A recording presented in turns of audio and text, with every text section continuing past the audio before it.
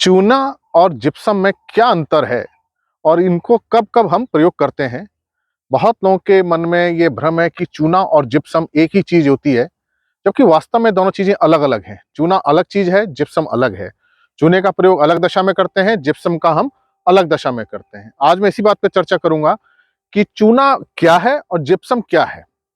देखिए, चूना जो है, जिसे हम लाइम कहते हैं और जो हम अपने खेत में प्रयोग करते हैं, एग्रीकल्चर लाइम जिसे कहते हैं, वो कैल्शियम कार्बोनेट है। मतलब उसका अगर हम केमिस्ट्री में फार्मूला देखें तो CaCO3 है। तो वो कैल्शियम के साथ कार्बोनेट बंधा हुआ होता है। तो चूने में कैल्शियम भी है और कार्बोनेट भी है। और कार्बोनेट होने की वजह से जब हम इसको प्रयोग करते हैं, मिट्टी की पीएच को बढ़ाता है। तो जब हम खेत में चूना डालते हैं, तो खेत में कैल्शियम भी जाएगा और कार्बोनेट भी जाएगा और इस कार्बोनेट की वजह से मिट्टी की पीएच बढ़ती है। तो हम चूने का प्रयोग ऐसी जगह पे करते हैं जहां हम मिट्टी की पीएच बढ़ाना चाहते हैं। तो हम मिट्टी की पीएच किस दशा में बढ़ाना चाहेंगे? जब हमारी मिट्टी अम्लीय होगी, जब उसकी पीएच 6.5 से कम होगी। तो चूने का प्रयोग अम्लीय मिट्टी को सुधारने के लिए किया जाता है। तो आप समझ गए होंगे, चूना कैल्शियम कार्बोनेट है जो मिट्टी की पीएच को बढ़ाता है और इसका प्रयोग हम अम्लीय मिट्टी जो है, जो एसिडिक मिट्टी है, जिनकी पीएच 6.5 से कम है, उनको सुधारने के लिए किया जाता है। अब हम बात करें जिप्सम की। जिप्सम कैल्शियम सल्फेट है। यहां भी कैल्शियम है, लेकिन सल्फेट के साथ है। चूने में जो कैल्शियम है वो कार्बोनेट के साथ है। जिप्सम में जो कैल्शियम है वो सल्फेट के साथ है। तो इसका फार्मूला CaSO4 होता है। तो जो ये जिप्सम है, इसका प्रयोग हम कब करते हैं? जब मिट्टी के अंदर सोडियम बहुत ज्यादा हो जाता है।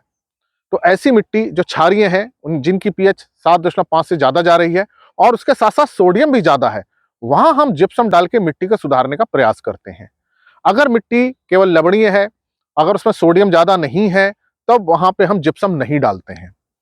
जिप्सम का प्रयोग मिट्टी के अंदर सोडियम की मात्रा ज्यादा होने पर किया जाता है, क्योंकि जिन मिट्टियों में सोडियम ज्यादा होता है उसकी पीएच बहुत ज्यादा हो जाती है।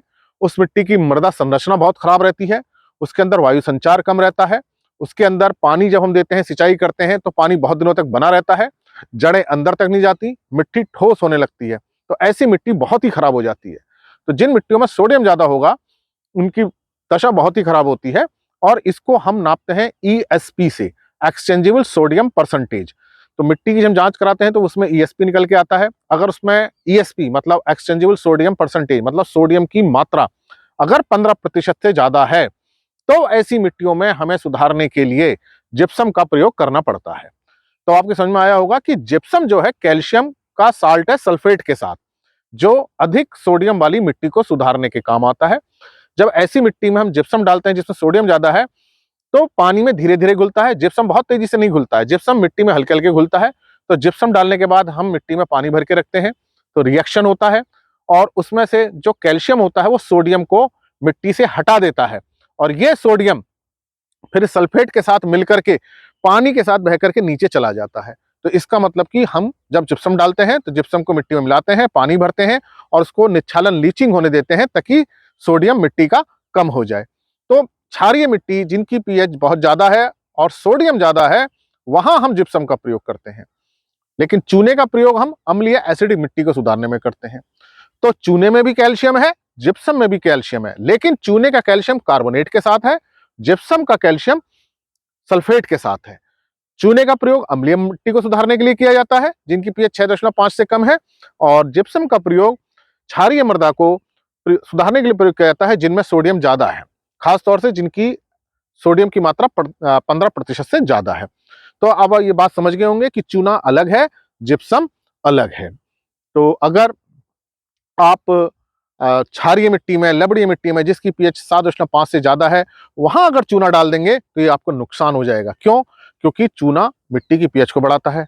हमारे खेत की मिट्टी की पीएच पहले से ही बढ़ी हुई है, ज्यादा है, चूना डालने से और ज्यादा हो जाएगी, तो मिट्टी पर उसका गलत असर आएगा। बहुत सारे सूक्ष्म पोषक तत्व उपलब्ध नहीं होंगे, दूसरे पोषक तत्व उपलब्ध नहीं होंगे, मिट्टी के अंदर सूक्ष्म जीवों की सक्रियता कम हो जाएगी और ओवरऑल हमारा फसल उत्पादन खराब हो जाएगा।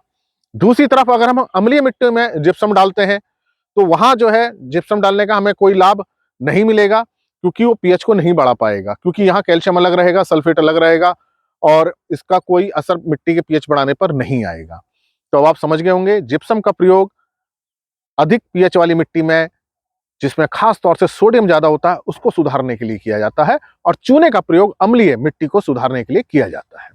तो अगली बार से ध्यान रखिए कि हमारे खेत की पीएच कम है या ज्यादा है। पीएच कम है तो हमें चूने का प्रयोग करना चाहिए, अगर पीएच ज्यादा है और सोडियम भी ज्यादा है तो हमें जिप्सम का प्रयोग करना चाहिए। धन्यवाद।